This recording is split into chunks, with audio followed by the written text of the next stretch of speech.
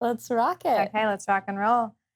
Arianne Virsunen, welcome to the Fieldswell Podcast. Thank you for having me. It's such an honor to be invited. It's such a pleasure to have you here. You know, I have been admiring you from afar, which I shared with you. And I think that says a lot about what you've built online. And not only that, we have mutual connections. Shout out to Lori Kelso. Yes, Lori, we love you. For the introduction. But a lot of this podcast is going to be about brand building. And I think that's something we both are passionate about and why we are both looking forward to this conversation. So I'm excited to dive in. Yeah. So you're the founder of Blond Brands and someone I'd call a serial brand builder. Very sweet. How do you define what it is that you do? I would define it as, simply put, building bold brands. So the agency that I started, Blond Brands, about 5 years ago now, it really encompasses a lot of different service offerings like brand identity, content creation, web design, social media. But at the core of it, it's figuring out a brand or business owner's why, unpackaging that, kind of like rummaging through the layers and figuring out how to display that in a fashion that connects people.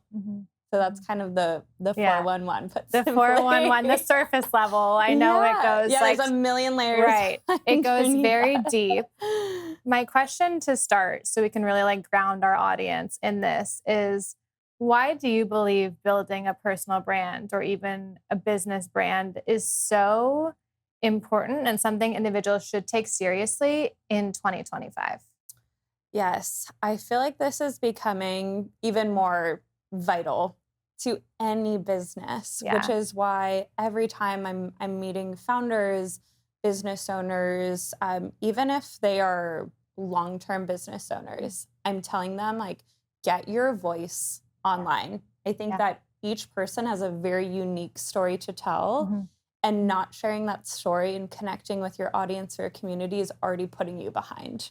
So why not? Why not? Why not? Connect with your audience. Like, you started this business or brand for a reason. It most likely didn't fall into your lap. And even if you did, like, if it just happened for you, share that story. And it's going to put you light years ahead. And I think when you also embody the face of your brand, it immediately makes you more personable, makes the brand more likable, and makes people resonate with who you're trying to connect with. So figuring out the story that you want to tell to your unique audience, and then being able to craft that in a way that also builds that community is really, really vital. Yeah.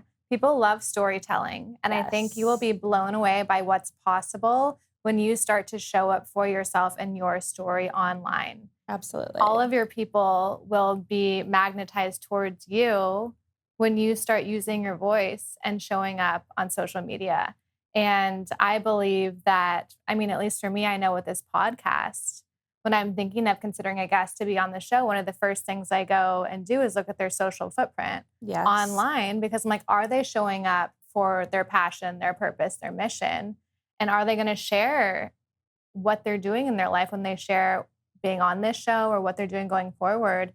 It's really, really big. I agree. It honestly, it's become my portfolio. Of showcasing my business, my life's work, because people aren't really going to my website that often anymore. It's really, your social becomes your biggest source of referral to who you're connected to. I mean, even just the way that you present yourself. And I've struggled to even toe the line of how deeply ingrained is my personal page versus what I post on my business page.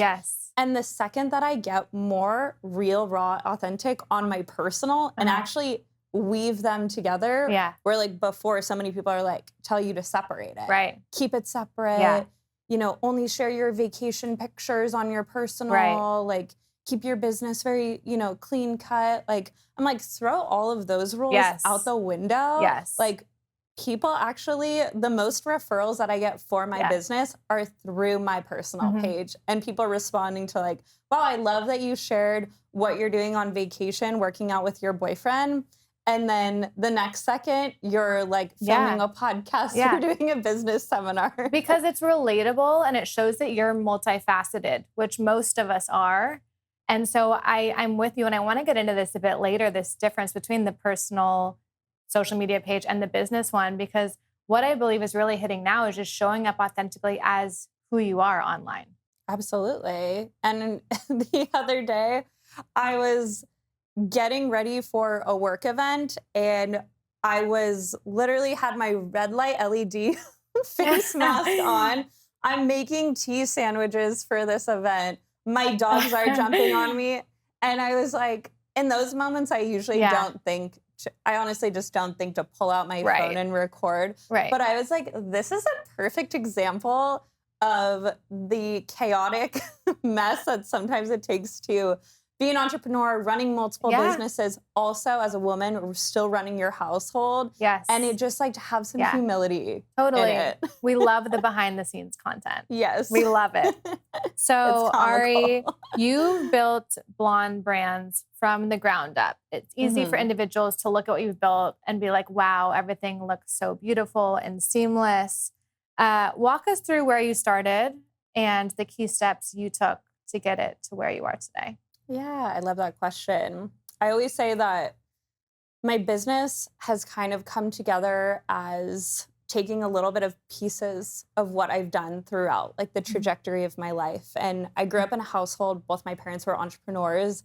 So from a young age, I feel like entrepreneurship was in my blood. It was also already early defined, like how my parents spoke to me. So when I would come home from school, it was, how did you approach creativity today? So I think also for a lot of mothers, parents, like I think asking your kids questions that open up their imagination and their desire to create and to dream is really like already an important foundation. So I'm grateful that they laid that like early stepping stones, you know, in my development. And then from there, I started my first business in my bedroom when I was in 4th grade. It was a spa called the Kickback and Relax Spa. I hired my neighbor girlfriends to like work for me. We were marketing to all of my mom's friends. And so that like hustle started so early on. And then from there, going off to college, and I've worked for a lot of different female entrepreneurs through the process. I worked my way through college and then landed myself on a few different internal marketing teams, and then eventually at an agency where I built a marketing department for this agency, which is where I started to really like refine my skill set. I knew I loved to lead, I loved to manage, and I loved the opportunity to be creative for others too. So helping business owners kind of be able to tell their story and have that come together online was something that I think I was naturally good at. And then it was just figuring out how to turn that into a successful business model. At that agency, I was, and I think a lot of people who work at agencies can resonate with the fact that you're extremely overworked and underpaid. And a lot of young females, this is something that I know that they struggle with because I've heard a million stories like this. And I asked for a very reasonable raise, even knowing the financial landscape of the business. And I was laughed at in that room. And I think when you get to the turning point of you're now at a level of disrespect and you know intuitively, like, I can't be here for another second. I don't know what I'm going to do. I don't know what I have to do, but I will do that. And that's exactly the crossroads that I got to. And I was like, well, you can consider this my 2 weeks. So there was no plan. There was not even a plan A. It was like in that moment, just like, I don't know what came over me. And then I walked out of that room and I was like, wow, I've got to build a business. Luckily, my relationships that I had built with my clients were so strong because of the effort and creativity that I was pouring into them that transition was, although it behind the scenes was me pacing in my 1-bedroom apartment like a maniac for 2 weeks, figuring out what to do.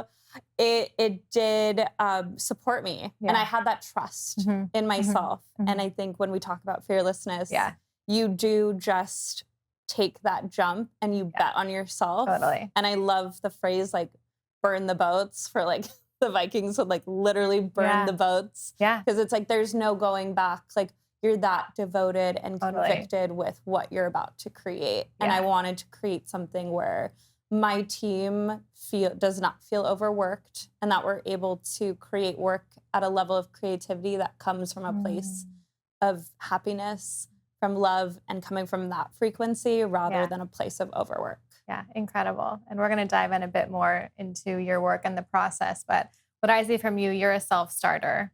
And something for me is I believe in creating opportunity and that everything we do is a stepping stone to what's next. And when you can look at that and align the story of your past with where you want to go in the future, you in that moment knew, okay, this is no longer for me, but I'm going to use it to create what's next. Absolutely. And one thing I hear a lot for individuals who are starting a business, or whether it's in coaching, whether it's in production, whether it's in content creation, whatever it may be, when they first start, they fear the clients not coming to them. Or once they start, they say, like, I'm not attracting my ideal client. How do you believe brand building can help attract clients as opposed to having to chase them? I love that question because I also have a lot of young female business owners that come to me. They're like, hey, can we grab coffee? This is like their main question. So I love answering this.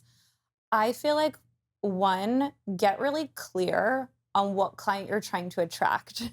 Because a lot of people are like, I'm not getting the client that I want. And I'm like, and who is that? And they're like, well, like just someone who needs my services. And I'm like, but when you cast a massive net, you're getting a lot of sardines. You might also have clients that are, maybe they're just putting feelers out. But to me, it'd be better to use a bow and arrow and get the right one.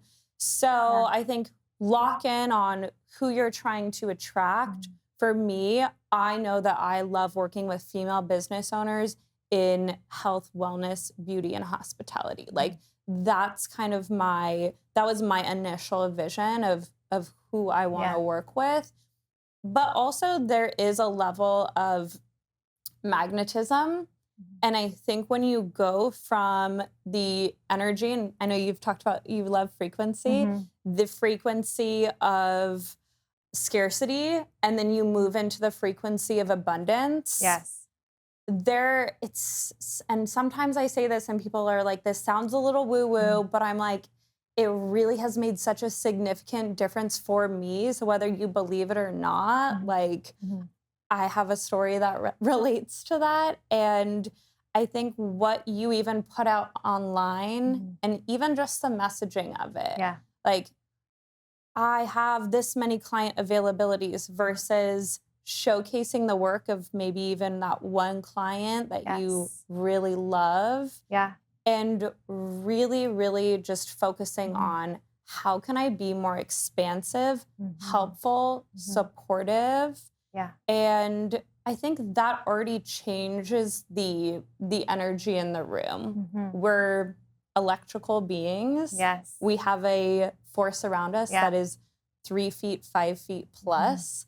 Like if you're not also working on yourself and increasing your personal magnetism, I don't think it translates well into your business. It's so true. And I think there's something to this power of one.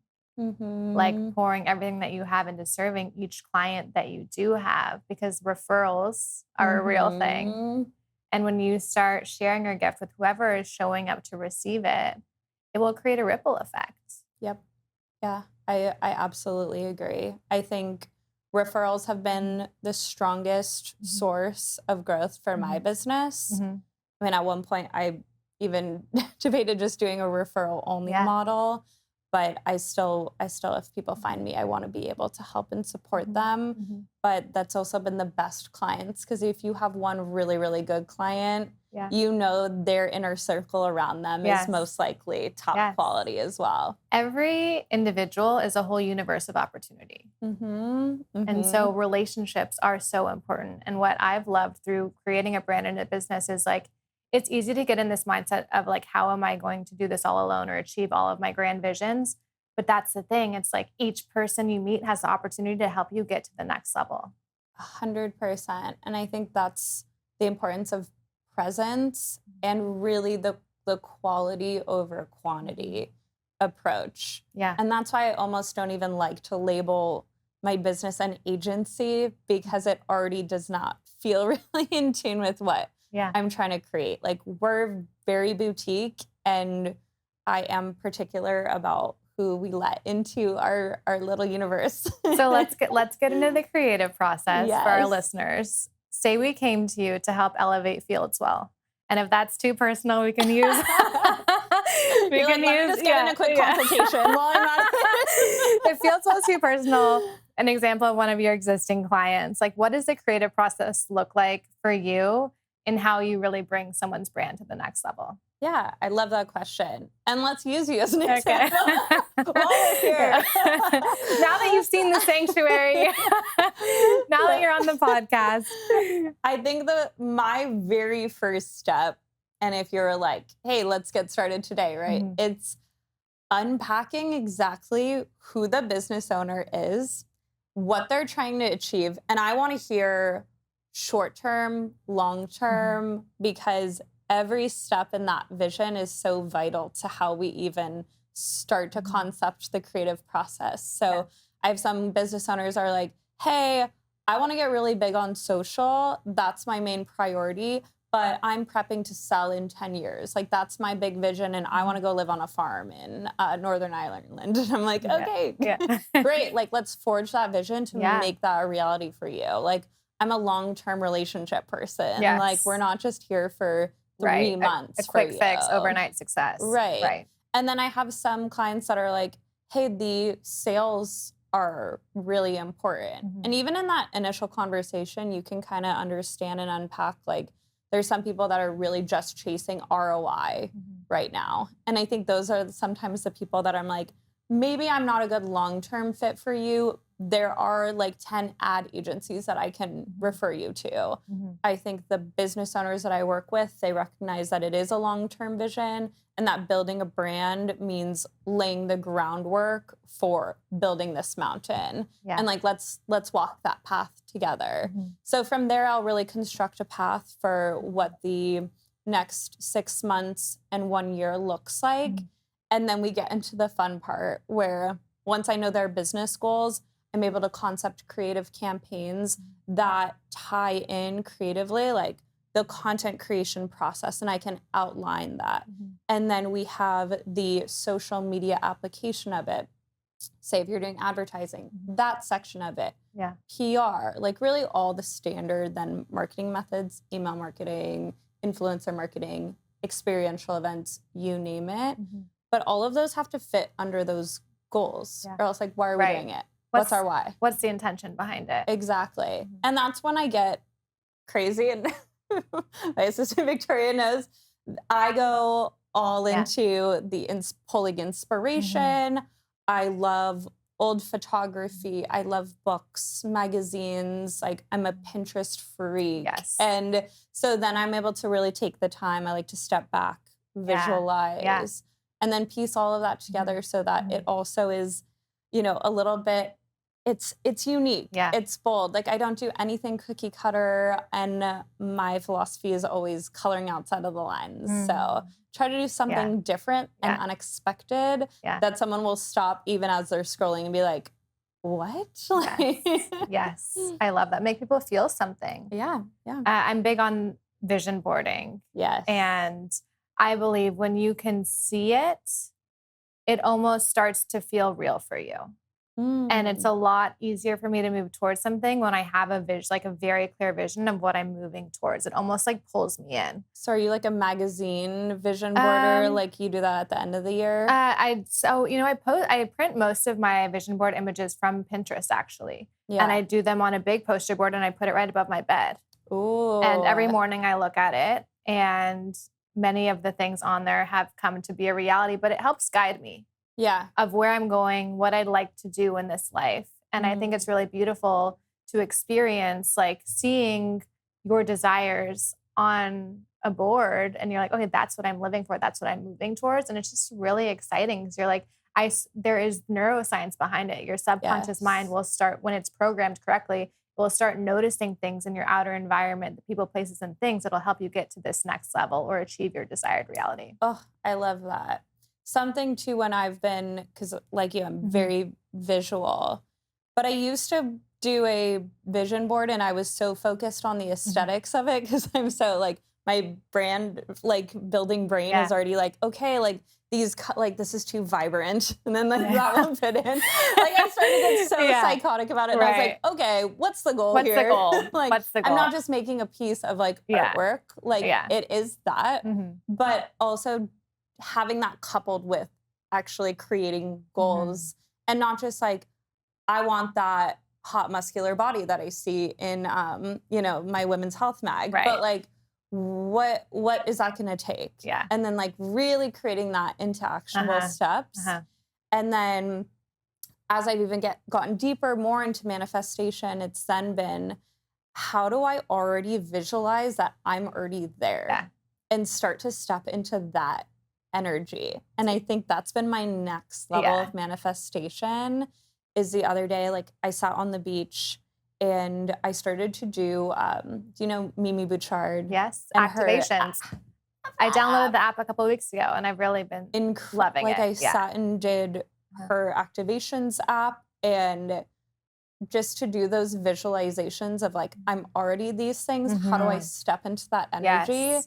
Yes. So powerful. Because it's the whatever follows, like I am, right? Yes. Like I am successful, I am loving, I am kind, I'm abundant, as opposed to this feeling of lack, which is a much lower energy. So it's like, it's believing that you already are in alignment with whatever it is that you desire, and then you'll be able to pull it in. Exactly. And even stepping into that energy.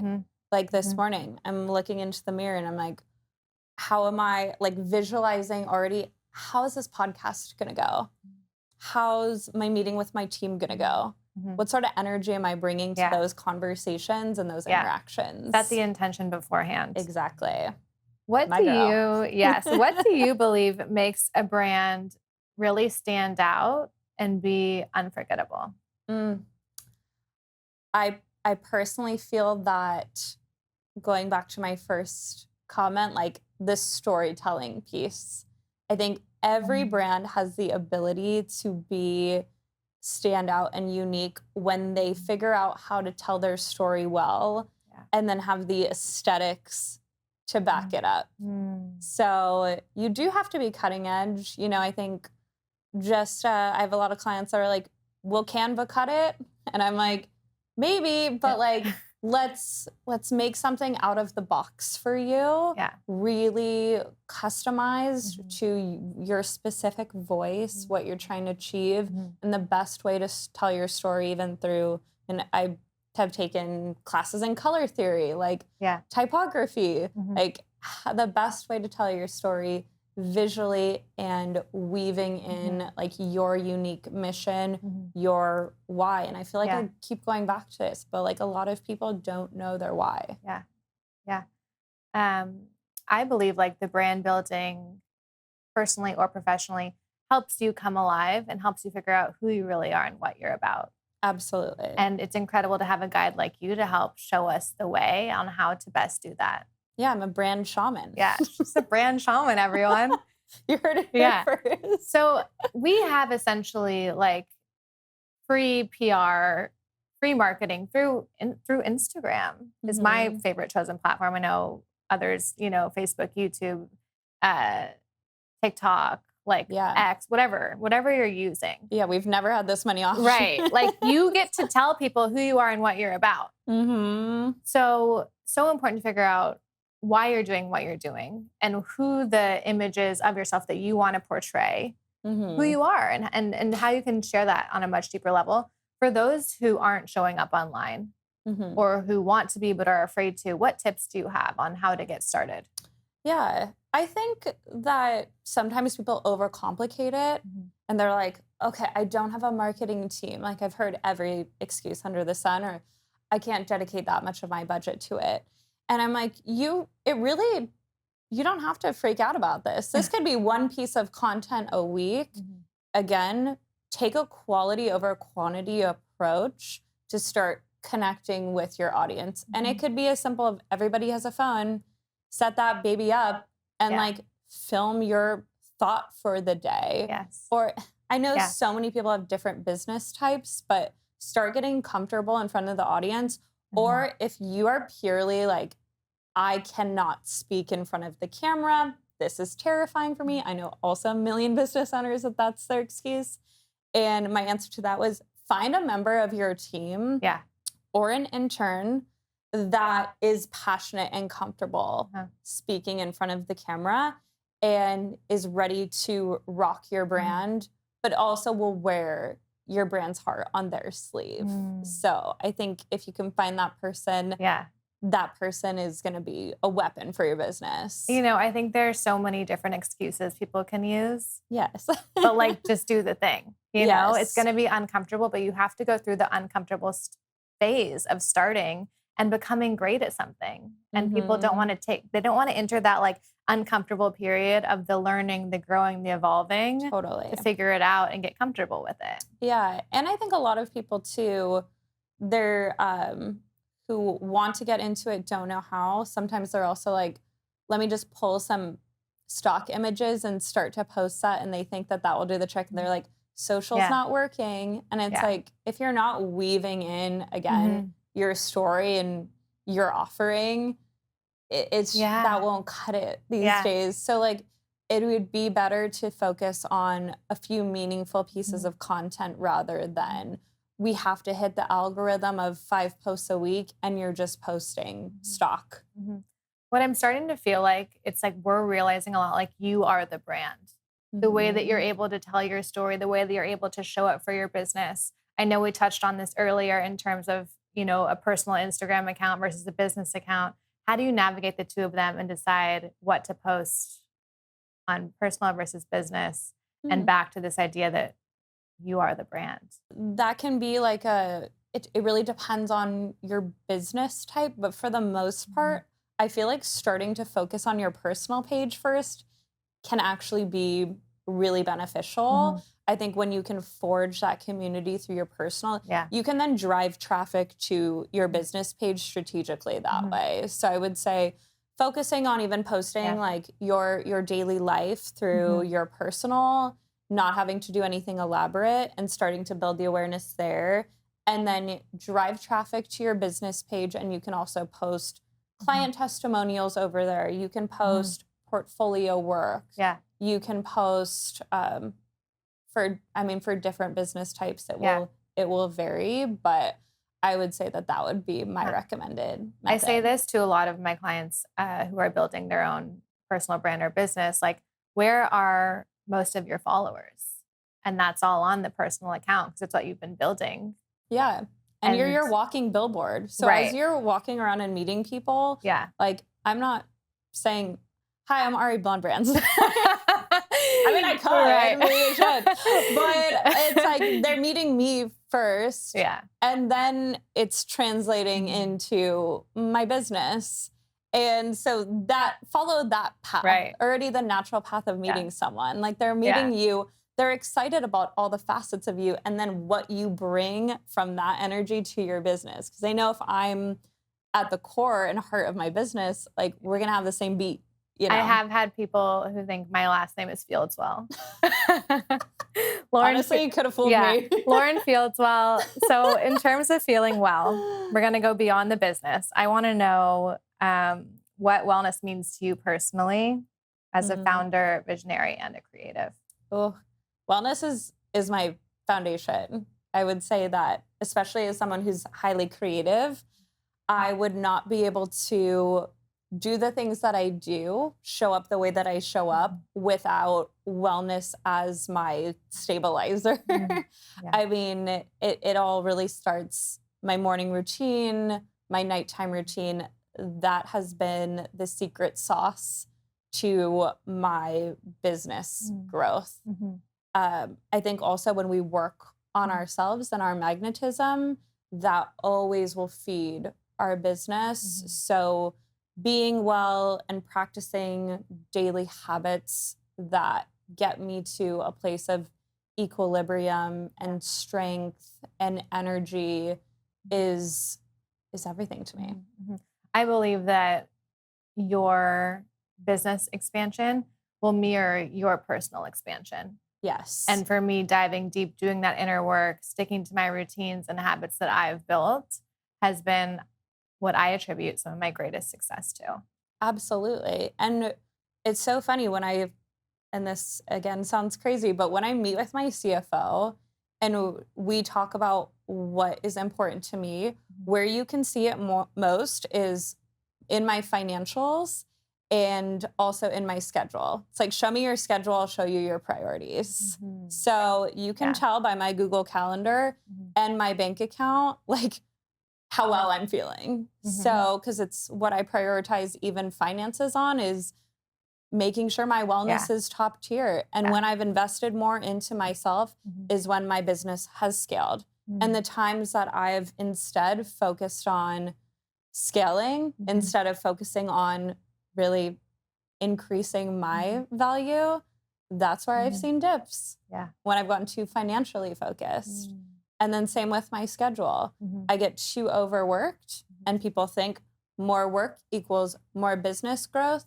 That's also not always the case. Like the times that I've been in the most meetings, I felt the most run down and therefore not been able to show up in the quality way that I'd like to. And definitely not lead my team with intention. The quality. When you're feeling well, you have more energy to create. You have more energy to show up as the best version of yourself to the things that really matter.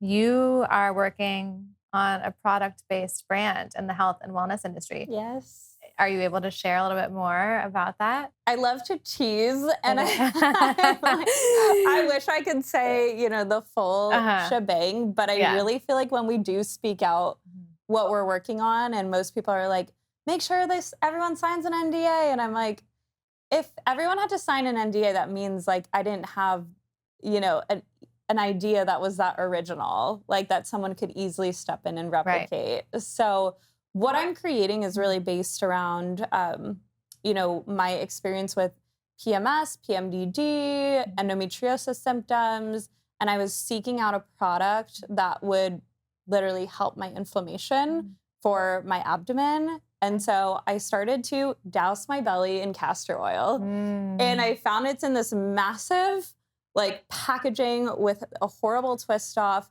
It looks not aesthetic, not cute on the counter. And I'm like, this is a product that is such a white space. But I see every girl, and maybe that's because my algorithm is skewed too. Fair. But I see every girl putting it in her belly button, rubbing it on her abdomen. There's this crazy castor oil wrap that I have that looks like it hasn't been reinvented since the 1800s. And I'm like, there's got to be a better way. So it's a castor oil dropper, and in it is also mixed with different essential oil blends and some ingredients that I found to also be helpful that I was naturally mixing into a dropper, like milk thistle. And so it's going to be really powerful, not just for detoxification, but also for reducing inflammation, helping open up those pathways. And for me, I've just noticed that on using it outside of my menstrual cycle week, it's really helped with my symptoms. So why not? Why not? Literally, why not? Yeah. You won't know what's possible until you go for it. Yeah. And part 2 of that is, I know. There's more. I know. Everyone's like, slow down. There's also a patch that will go on the belly button, and it's in a very cute heart shape. Oh, love. And that will help with the mess of the whole thing, because another issue that people are having is like, now my sheets are covered in this like thick oil. Yes. So the castor oil patch makes it that you just take your little dropper, drop that into the belly button, patch it up, like head to bed, and you're good to go. And it's all with the little heart. It's all very aesthetic, of course. Yeah. So like naturally, I'm so excited. Naturally, Ari. I'm gonna give you the prototype. You pilot it for me. When do we get to try this? Hopefully early 2026. Okay, amazing. So again, I'm a slow burner when I'm working on a project. I really want to make sure that it's I don't have to perfect it, but I want to make sure that the product value is so there and that it's really thought out and intentional before just like delivering it. Because for me, this project is not about making a cash grab. Like it's really, I want to build a line that's going to help people with these symptoms that I've experienced for a long time. I heard you say something on a podcast episode I listened to that you were on, and it was something that like your mom taught you, that excellence was non-negotiable. And that really shines through in everything that you do. Yes. Yeah. My core mission statement is how you do anything is how you do everything. And I feel like that trickles into every facet of my life. Well, it's evidently clear. It's been an honor to have you. Is there anything you'd like to leave our audience with today as we begin to wrap up? I think just taking the time to be present in day-to-day life has been so powerful for me. So whenever you get a chance, like hug your friends a little tighter, hug your family for a little bit longer, spend more time with the people that you love, because life is moving faster than ever. And I think like our connections and interpersonal time with the people that really make us feel good are really important for our health too. And where can our listeners find you? My handle for my personal brand is at Arianne Virsunen, and handle for Blond Brands is just at Blond Brands, and our website is blondbrands.com. Easy peasy. Ari Blond Brands, thank you so much for coming on today. I just changed my handle to the branding shaman. That's probably already taken. Thank you.